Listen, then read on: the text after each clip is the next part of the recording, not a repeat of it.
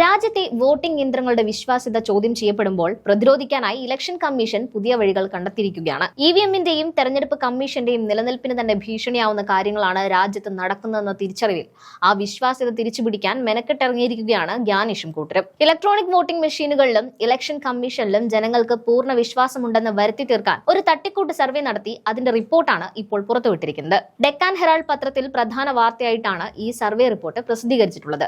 Report പ്രകാരം ഇന്ത്യയിലെ 72.4% ആളുകൾക്കും ഇവിഎമ്മിൽ പൂർണ്ണ വിശ്വാസമുണ്ട് എന്നാണ് പറയുന്നത്. കൂടാതെ വോട്ട് മോഷ്ടിക്കപ്പെടുന്നു എന്ന രാഹുൽ ഗാന്ധിയുടെ വാദങ്ങൾ ജനങ്ങൾ പൂർണ്ണമായും തള്ളിക്കളയുന്നുണ്ടെന്നും ഈ റിപ്പോർട്ട് അവകാശപ്പെടുന്നുണ്ട്.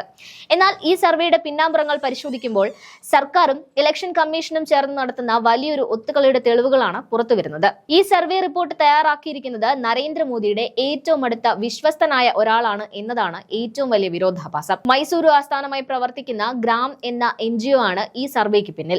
ഈ സ്ഥാപനത്തിന്റെ തലവൻ ഡോക്ടർ ആർ ബാലസുബ്രഹ്മണ്യൻ തന്നെയാണ് സർവേ നടത്തിയിട്ടുള്ളത്. പ്രധാനമന്ത്രി നരേന്ദ്രമോദിയുടെ കടുത്ത ആരാധകനും അദ്ദേഹത്തെക്കുറിച്ച് പവർ വിത്തൻ നരേന്ദ്രമോദി എന്ന പുസ്തകം എഴുതിയ ആളുമാണ് ബാലസുബ്രഹ്മണ്യൻ എന്നതും ശ്രദ്ധേയമാണ്. പ്രധാനമന്ത്രയുടെ ഓഫീസിൽ നേരിട്ട് ജോലി ചെയ്യുന്ന ഭരണകൂടത്തോട് ഇത്രയധികം കൂറുള്ള ഒരാൾ ഇലക്ഷൻ കമ്മീഷന് വേണ്ടി സർവേ നടത്തുമ്പോൾ അതിന്റെ ഫലം എന്തായിരിക്കുമെന്ന് ആർക്കും ഊഹിക്കാവുന്നതേ ഉള്ളൂ. ഈ സർവേ റിപ്പോർട്ട് ഇപ്പോൾ പുറത്തുവിട്ടതിന് പിന്നിൽ കൃത്യമായ ഗൂഢാലോചനയുണ്ട്. ഇതിന്റെ ടൈമിംഗ് പരിശോധിച്ചാൽ ആർക്കും അത് മനസ്സിലാകും. 2025 മെയ് മാസത്തിൽ നടത്തിയ ഒരു പഴയ സർവേ ആണിത്.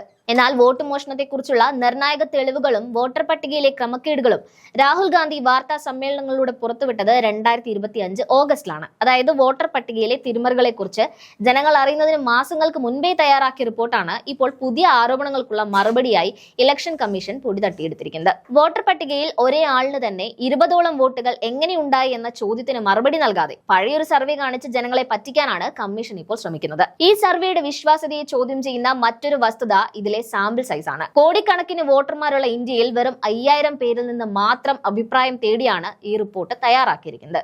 അതായത് ഓരോ നിയമസഭാ മണ്ഡലത്തിൽ നിന്നും വെറും 50 പേരെ മാത്രമാണ് ഇവർ സർവേക്കായി തിരഞ്ഞെടുത്തിരിക്കുന്നത്. ഇത്രയും ചെറിയൊരു വിഭാഗത്തിന്റെ അഭിപ്രായം എങ്ങനെയാണ് രാജ്യത്തിന്റെ മൊത്തം വികാരമായി ചിത്രീകരിക്കാൻ കഴിയുക എന്ന ചോദ്യത്തിന് അധികൃതർക്ക് മറുപടിയില്ല. കർണാടകയിലെ കോൺഗ്രസ് സർക്കാരാണ് ഈ സർവേ പുറത്തുവിട്ടെന്ന തരത്തിലുള്ള വ്യാജ പ്രചാരണവും ഇതിനിടെ നടന്നിരുന്നു. എന്നാൽ കർണാടക മന്ത്രി പ്രിയങ്ക് ഖാർഗെ തന്നെ ഇതിന്റെ സത്യാവസ്ഥ വെളിപ്പെടുത്തി രംഗത്തെത്തി. സംസ്ഥാന തെരഞ്ഞെടുപ്പ് കമ്മീഷൻ വഴി കേന്ദ്ര തെരഞ്ഞെടുപ്പ് കമ്മീഷൻ സ്വന്തം പ്രതിച്ഛായ സംരക്ഷിക്കാൻ മോദിയുടെ ആളുകളെ കൊണ്ട് ചെയ്യിച്ച സർവേ ആണിതെന്ന് അദ്ദേഹം ഔദ്യോഗികമായി വ്യക്തമാക്കി. യഥാർത്ഥത്തിൽ വോട്ട് മോഷണത്തെക്കുറിച്ച് രാഹുൽ ഗാന്ധി ഉന്നയിച്ച ഗൗരവകരമായ ചോദ്യങ്ങൾക്കൊന്നും ഇലക്ഷൻ കമ്മീഷൻ ഇതുവരെ ഉത്തരം നൽകിയിട്ടില്ല. വിദേശ മോഡലുകളുടെ പേര് ഇന്ത്യൻ വോട്ടർ പട്ടികയിൽ എങ്ങനെ വന്നു എന്നതിനോ ഒരു മണ്ഡലത്തിൽ തന്നെ ആയിരക്കണക്കിന് വ്യാജ വോട്ടർമാർ എങ്ങനെ കടന്നുകൂടി എന്നതിനോ മറുപടി പറയാതെ ഇത്തരം പുകമറകൾ സൃഷ്ടിച്ച് ജനശ്രദ്ധ മാറ്റാനാണ് സർക്കാരും ഇലക്ഷൻ കമ്മീഷനും ശ്രമിക്കുന്നത്.